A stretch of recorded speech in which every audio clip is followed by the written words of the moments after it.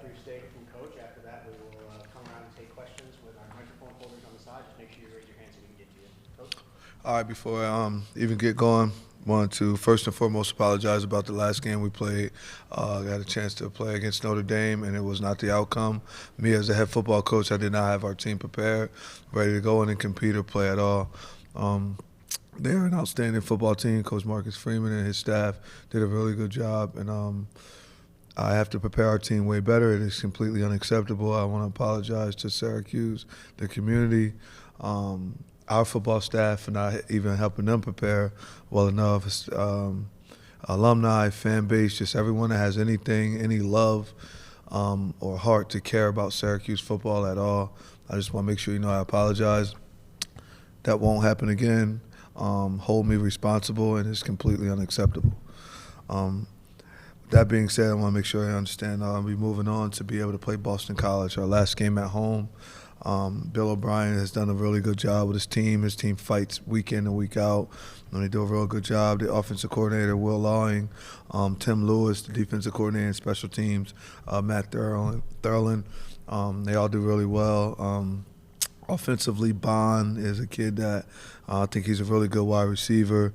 Reed Harris is doing really well. Franklin, Dawson, they got a bunch of guys doing well. And I think on the defensive side of the ball, I like Thornton a lot when I'm watching them. Number 2, Price, KP Price does a really good job. And they just got a bunch of guys that play well. Owen McGowan's a really good football player. The quarterback, they've been mixture with both of those guys. But Dylan, number 9 is pretty good, and Grayson James, number 3. Those guys do a good job of just moving around and being able to do stuff. This is a team that has passed for 3,000 yards, rushed for just over 1,000 something, and I'm pretty sure they're going to do a good job to come here and play us. We're excited to play them. This is a big game for us, a big game for them, and it's a much-needed game for both organizations going into the offseason.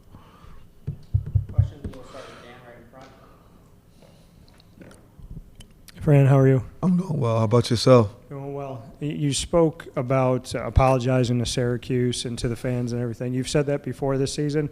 You've also celebrated and said nobody deserved the win over Clemson more than the city of Syracuse. So speaking with the city, speaking with the community and the fan base, overall, what do you want them to know as we step forward? I'm just developing a program. I would love for them to just stick with me, understand, bet on us. If you just see all the guys that are on the field that are young, you see the other guys that are older, you see the guys that are coming back, and just what we're building. Just watch what we do next week when signing day comes on the 3rd. Watch what happens as we hit the portal and things of that nature. Make the right decisions, right? Watch the guys that we bring in to be able to back up Steve and to be able to help Steve out, depending on how things go, to compete with Steve, right? Steve's a competitor, so he wants us to bring guys in that can compete to be able to play here right away. So I'm excited and eager about the future, but most importantly, just watch us this weekend, and then that'll tell you who we are after the performance that was displayed last weekend. And then as far as just the culture of everything right now, I mean, it's hard when you lose 7 games in a row for a team to stay up and stay around each other. So just what that dynamic's been like, what you've seen from the student athletes, from the coaching staff, and how you're all kind of mixing together. I think they've all been good. They've been handling it as well as you can handle it. I think they're following myself, so I'm upbeat about everything. I just always see the good, right? That glass is half empty to me. I mean, half full. It's probably looked half empty to everyone else, but to me, it's half full. And I mean, I'm excited. I'm excited about the future. I can't wait to play this weekend, but I can't wait to signing day. I can't wait to get into the portal. I can't wait to get back January 11th when the guys come back, so we can start winter workouts, things of that nature. And I'm eager for next year already, but I'm excited about this week, thankful for this week. And as I just said, the glass is half full for me, right? I've been through so many things and trials and tribulations in my life that losing these games right now is something I had to go through, right? Being able to go and see Notre Dame this past weekend and have a chance to lose there. I mean, it sucks that you lose that football game, but in the same sense, I've seen what I want to build I seen fourth quarter how they all stayed at the game. The entire fan base was there. The lights went out and everybody was there with their lights on, and just all those little details and little things that are important that Syracuse is able to get that same thing. And I won't stop until that happens. When you see the Dome fourth quarter, we're winning the game and everyone's there, sold out. I'm excited about it, and I just know it's going to happen. So I'm going to continue to work. I'm not going to skip a beat. I'm not going to get afraid. I know there's some people that may be, and sorry you feel like that, because that's because of the performance that we put on. But we'll be fine. We'll be fine. Samantha and then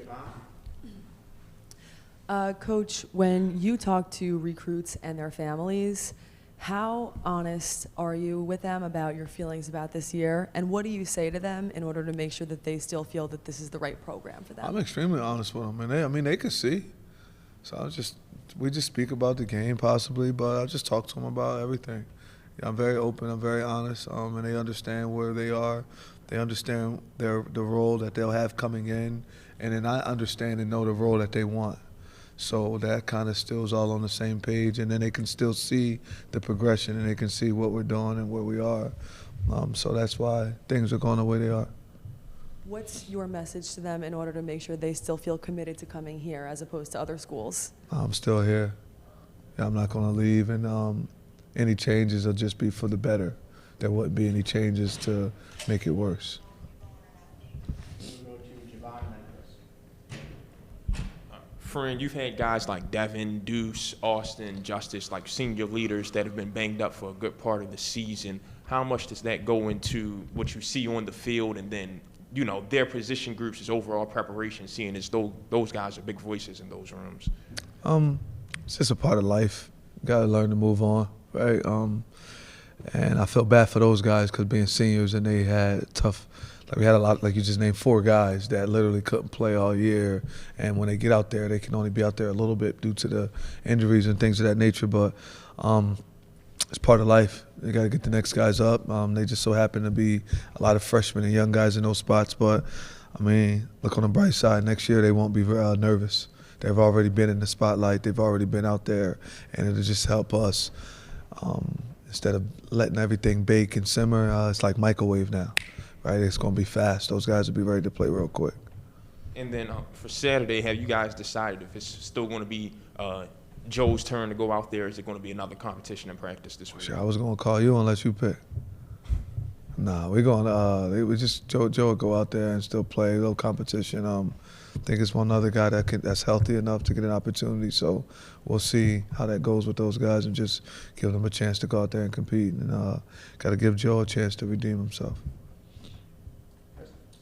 Who's the other guy that's healthy enough to go out, if you're willing to say? Well, we're not going to go with Luke because I want Luke to redshirt. So I think Rich should be good.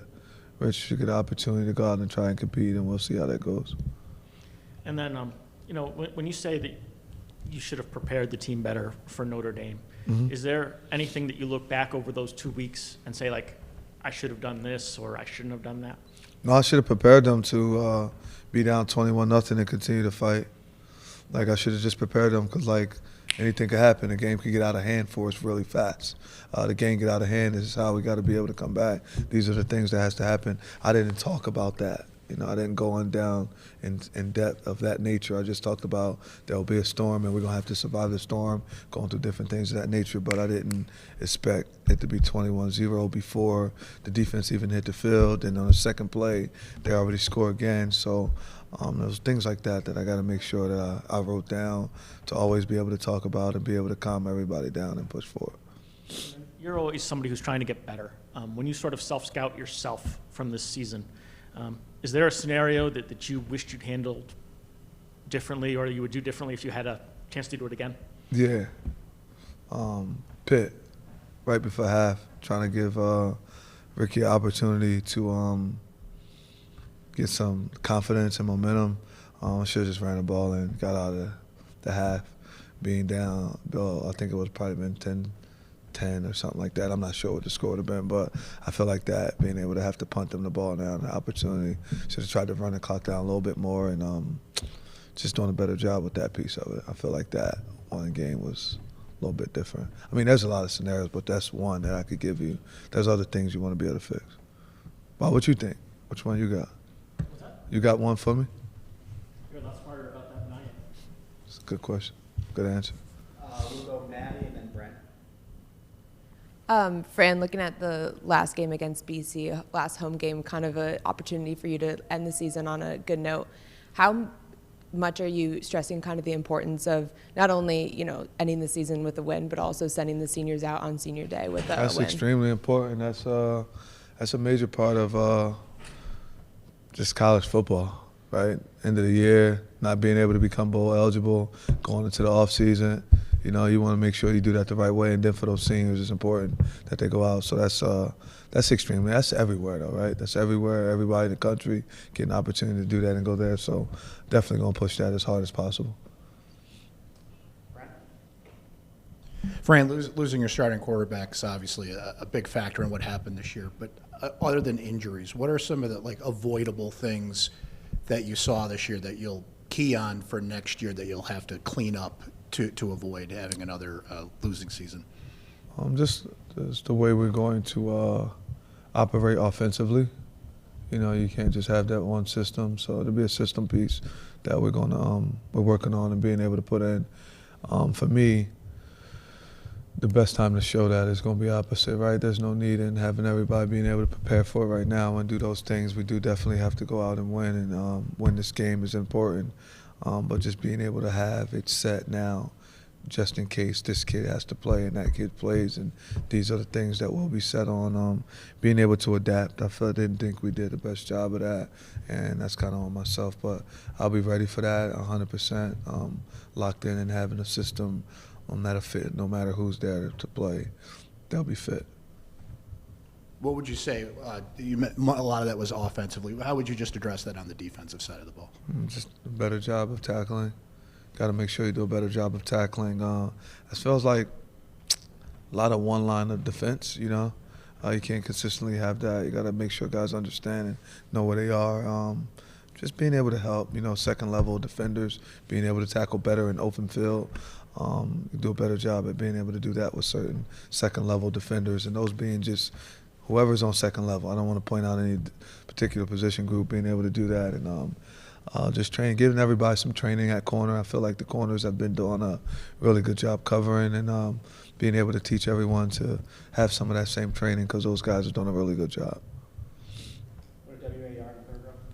Coach, obviously Saturday being senior day, but is there also an emphasis on getting younger players some in-game reps? Always. That's what it's been since we haven't been able to win a conference championship or go through it. It's all about developing and being ready for the future. It's all about having an opportunity of coming back after the season is done and competing to try to win every game, of course. But it's always about developing those young guys, getting those guys in, getting those guys ready, so that way when we all hit the field next year, I don't have to worry about he's too young, or this guy's that, or he's still a little bit nervous, he hasn't been in yet. Everybody will be ready to go. They'll be locked in. Jamie Treble's getting better daily at the things that he do. Demetrius getting better. Byron Washington's getting better. Jaden Mann got a chance to get in and play 19 snaps. He's completely getting better. He's going to compete to start next year. There's so many guys that are consistently getting better. Darren Williams is playing a lot. Dante doing a heck of a job. May end up going back to tight end now because he's gaining weight and doing all the stuff that's needed. So there's a lot of things that we've done and that we're pushing to allow guys to see it. Caleb Singleton's now in the rotation consistently. He's doing a really good job. So there'll be a lot that we'll continue to work on, continue to do, and it'll help us a lot.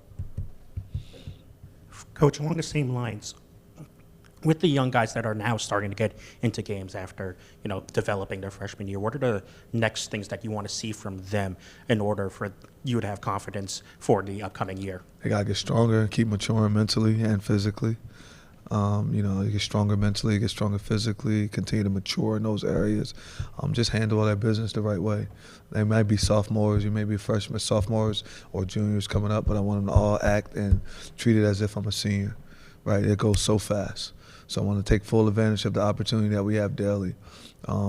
Coaching, take full advantage of the details that you're teaching the players, so that way they understand and know all those little intricate details that will allow us to get an extra yard, that will allow us to to form another block, to make a tackle, and those eventually can turn into wins. So just all those little things like that will help a lot.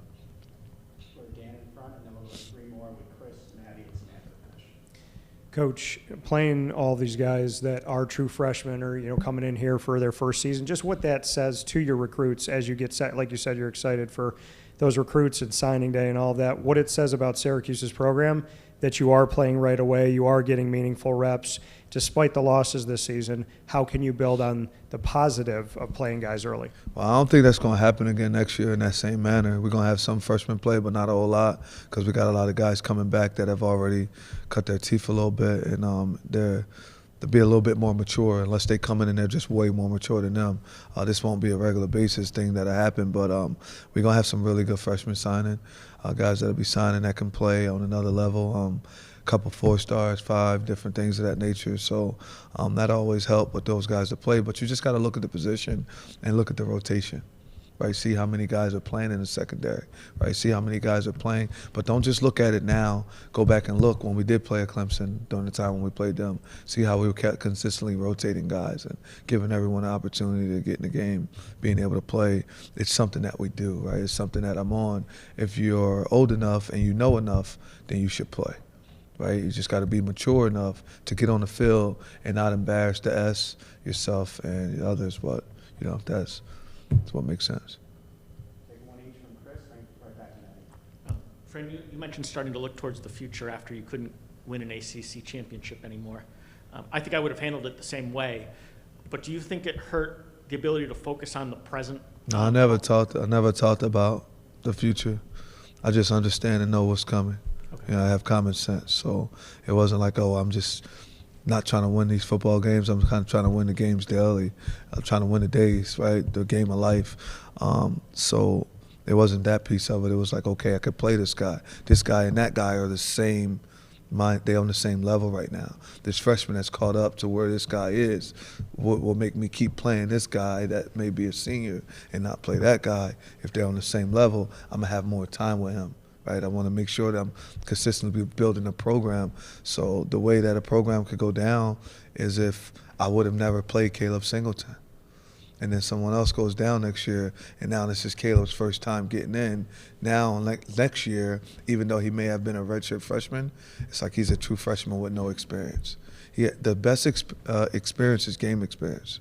And it's so much better, and I learned that myself this year, having people with no experience and just thinking that, okay, the work to go, none is like it until you get in that game. And it doesn't matter who you play. All that matters is that you play in the game, and then you're able to see and know, because they get to check themselves and know how much more I can work. I understand and I know, wow, if I'm ready or if I'm not ready. So that helps a lot. So by no means was it like season's done. No, it was just they're even. Who would you play? The senior, freshman. They're even. Who you going to play? The junior, the freshman, right? When neither one of them have ever gotten a game. When you start with those younger guys, does it hurt your leadership, though? Because those older guys are generally, more setting the tone for the team. Nah, leaders going to compete regardless. Leaders going to be leaders. Like Dan Villari is the leader of our football team. Jack Stonehouse is the leader of our football team. Demetrius Witherspoon, he's a leader of our football team. Then you got a bunch of other guys that play their roles or what their roles may be. Some of those young guys are more of a leader. That's the thing that I think everyone always went on. Just because you've been in the school for 4 years don't mean you got to lead. Do things the right way and you're a leader. Do things consistently, like is your name on the class list. Nope. Don't matter if you're a freshman or if you're a senior. If you consistently go to class and do it all the right way and all the time, then you lead it. Bring other people with you, right? It's not just about, well, I've been here and this. There's people that have been in the company and worked in the company so long, and they just get stuck in their ways. That's why they bring new people in, and then you got to do stuff over, and you got to move it. Every couple of years, you need to shake the company up a little bit anyway, just to make sure that everybody love their job and they want to work and they're excited about coming, and they're not just going through the motions. I call it the monotony of football, or they're not just coming in just going through the motions all week and thinking it's that way. No, it has to be. There's definitely a process, but you got to be process oriented when you're doing this and be excited about what it is you're doing and love the job, and players got to love it, the leaders got to love it, and new leaders are formed daily. Like, leaders are formed daily, you know. We'll take one each from Maddie and Samantha. Fran, we saw Cinco have a big play in the Yeah. NFL yesterday. To show, someone with kind of like that Dart mentality to keep on going through, getting knocked over, tumbling around. What do you think that shows kind of the younger guys in your team? Like, not only, are you able to kind of have a player from Syracuse make it and be able to make an impact on the NFL, but also kind of that mentality of, keep going even if you literally get pushed down? It's all the same thing I'm always telling the guys. You might get knocked down 99 times, but the reason they know you're successful because you got up 100. Cinco is an example of what Dart is, of how we continue to work. I recruited him when I was at Rutgers. I played high school ball with his dad, been around him for his whole life. And I had a lot of coaches send me that clip and say, I'm showing this in my team meeting today, I'm going to show this today. And when I seen Camden, they didn't realize Camden, Rutgers, and Syracuse, I guess you know this kid. I thought that it was great. I was happy for him, super excited for him, mad because I like the Eagles at the fumble, but I was great. I was happy about the whole piece of it, but I'm so happy for him, man. He works his butt off, and just what I wish I had 11 more guys that can be like Cinco, right? You want 11 Cincos on the field all the time, and that's what we're creating right now, right? Just see a lot of guys where you guys will be able to watch it, and you'll see this next game afterwards next year, first game, spring ball, just all the times you'll come out and you'll see, okay, they're getting that mindset. Okay, they got that dog in them, that mindset. They're thinking like Fran, right? They're acting like him. They're taking over his mindset right now. You can see that, right? Coach, in the 2023 bowl game for Syracuse, they lose to South Florida 45-0, and players said at that time that you told them they would never experience a loss like that again. Given the way that this past weekend unfolded, what is your new message to them now? I don't have a new message. I just didn't prepare them the right way. The message is going to be the same. You got to come in, you got to compete, you got to work. Yeah, there's not a new message or to go through anything of that nature. All right, thanks, everybody. Thanks, Coach. Yeah.